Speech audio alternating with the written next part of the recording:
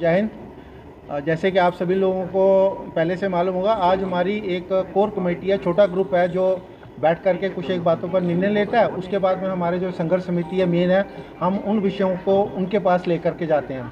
तो आज ये हमारी कोर कमेटी की मीटिंग थी। आप सभी को मालूम है कि 22 तारीख से ये हमारा संघर्ष शुरू हुआ था और जैसे कि मैं बार बार दोहराता रहा हूँ कि ये हम इसको चरणबद्ध तरीके से इस संघर्ष को आगे लेकर के जा रहे हैं। हमें आप सभी को ये बताते हुए बहुत खुशी होती है कि जो हमारी एक्सपेक्टेशंस है और जो हमारी प्लानिंग है, हम बिल्कुल अपनी प्लानिंग के अनुसार आगे धीरे धीरे बढ़ रहे हैं। आपने हमारा पहला देखा होगा जब हमने एक सिंबॉलिक तरीके से प्रभु श्री राम से रघुनाथ मंदिर जी के सामने उनका आशीर्वाद लेकर के अपना संघर्ष शुरू किया था। उसके बाद में हम लोग अपना महाराजा हरि सिंह जी की मूर्ति के पास में फिर से एक सिंबॉलिक डिमॉन्स्ट्रेशन है, उसको मान लीजिए। वो ये बात मानिएगा कि वो एक प्रॉपर टाइप का हमने रोड ब्लॉक या बंद करने की हमारी कोई प्लानिंग थी। और उसके बाद में हमने ज़रूरी ये समझा, क्योंकि ये जो संघर्ष है, जो माता वैष्णो देवी श्राइन बोर्ड द्वारा ये किया गया अपराध है, उसके विरुद्ध है, तो इसलिए हमने ये ज़रूरी समझा कि हम सभी लोग एक बार कटरा में जाएं और माता वैष्णो देवी श्राइन बोर्ड के जो भी जितने भी सीईओ या एडिशनल सीईओ हैं उनको अपनी परेशानी से अवगत करवाएं। तो वहाँ पर भी हमारा तकरीबन सहयोग बहुत अच्छा रहा। इवन हमने अधिकारियों से मिलकर के भी उनसे बातचीत करी और उनसे यही निवेदन करा कि इस संघर्ष को कृपया और आगे मत बढ़ाइए, इसको आप जितना जल्दी से जल्दी समाप्त कर सकते हैं समाप्त करिए, परंतु हम पीछे हटने वाले नहीं हैं किसी भी हद तक। अगर वो ये सोचते हैं कि इसको डिले करने से ये रुक जाएगा, तो नहीं, ऐसा नहीं होगा।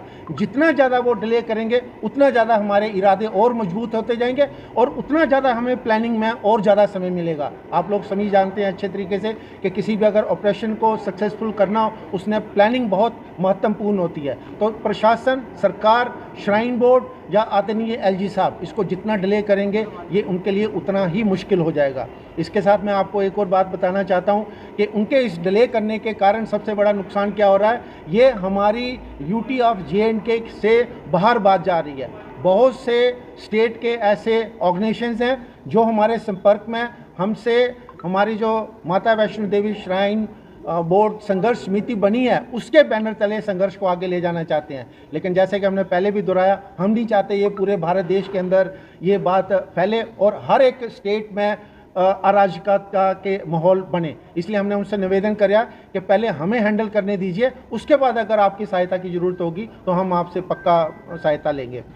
इसके साथ मैं आपको एक और अच्छी सूचना देना चाहूँगा कि हमारा इसके साथ में एक यूथ विंग भी बन गया है। तो क्योंकि हम ये मानते हैं कि जो एडमिशन्स है ये डायरेक्टली इफेक्ट कौन होता है, हमारा यूथ होता है। और यूथ की तरफ से भी ये निवेदन आ रहा था कि हम इस संघर्ष में शामिल होना चाहते हैं, लेकिन यूथ को हमने काफ़ी कंट्रोल करके रखा हुआ है, क्योंकि आप जानते हो तो यूथ हैं, वो किसी भी सीमा तक जा सकते हैं। लेकिन वैसे ही अभी हमारा हर डिस्ट्रिक्ट के अंदर यूथ विंग भी बनाया जा चुका है।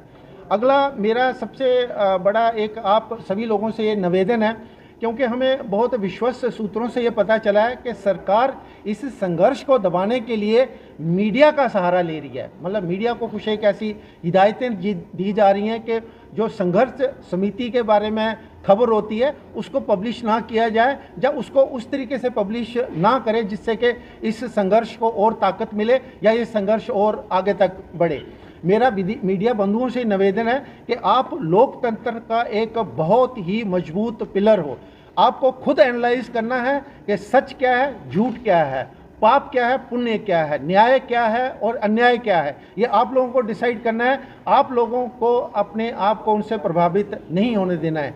सरकार के पास में बहुत कुछ होता है प्रभावित करने के लिए, लेकिन आपको मालूम है ये हमारी लड़ाई पूरी की पूरी सनातन धर्म के लिए है, हमारी आस्था के लिए है और हमारा किसी और से कोई लेना देना नहीं है। कुछ एक जगहों पे जो राजनीतिक लोग हैं उन्होंने इसको हिंदू मुस्लिम रंग देने की भी कोशिश करी, लेकिन हमारा ये बिल्कुल हिंदू मुस्लिम नहीं है। वो भी हमारे इसी यूटी के रहने वाले लोग हैं। अगर हमारा है तो सिर्फ एक है, ये माता वैष्णो देवी श्राइन बोर्ड के साथ में हमारी लड़ाई है, हमारी अपनी आस्था को बचाने की लड़ाई है। और हमारा ये है कि माता वैष्णो देवी श्राइन बोर्ड द्वारा चलाए गए जितने भी स्कूल्स कॉलेजेस हैं उनमें सनातन परंपरा का पालन किया जाए और सनातन धर्म के अनुसार वहाँ पे उनकी एजुकेशन को चलाया जाए।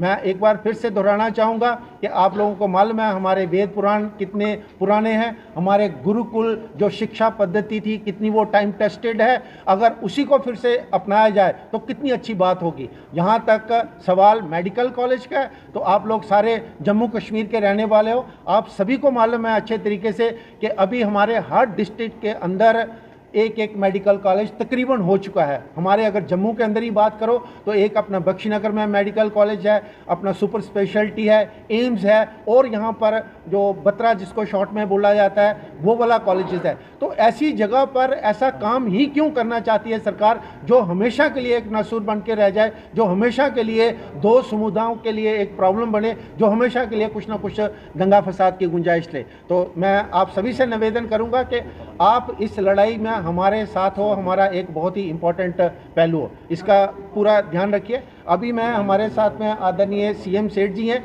जो कि माता वैष्णो देवी श्राइन बोर्ड में रह चुके हैं, और वहाँ पर जब वो लैंड प्रोक्योर की जा रही थी उसकी जितनी भी प्रणाली थी उसमें तकरीबन ये एक्टिव तरीके से भाग लेते रहे। अभी उस विषय को जो कि हमारे आदरणीय मुख्यमंत्री बार बार कुछ एक उन्होंने ऐसी इररिस्पॉन्सिबल स्टेटमेंट्स दी हैं जो कि एक मुख्यमंत्री को नहीं देनी चाहिए, तो वो दी हैं, तो उसके बारे में हमारे आदरणीय सीएम सेठ साहब आपको विस्तृत में जानकारी देंगे।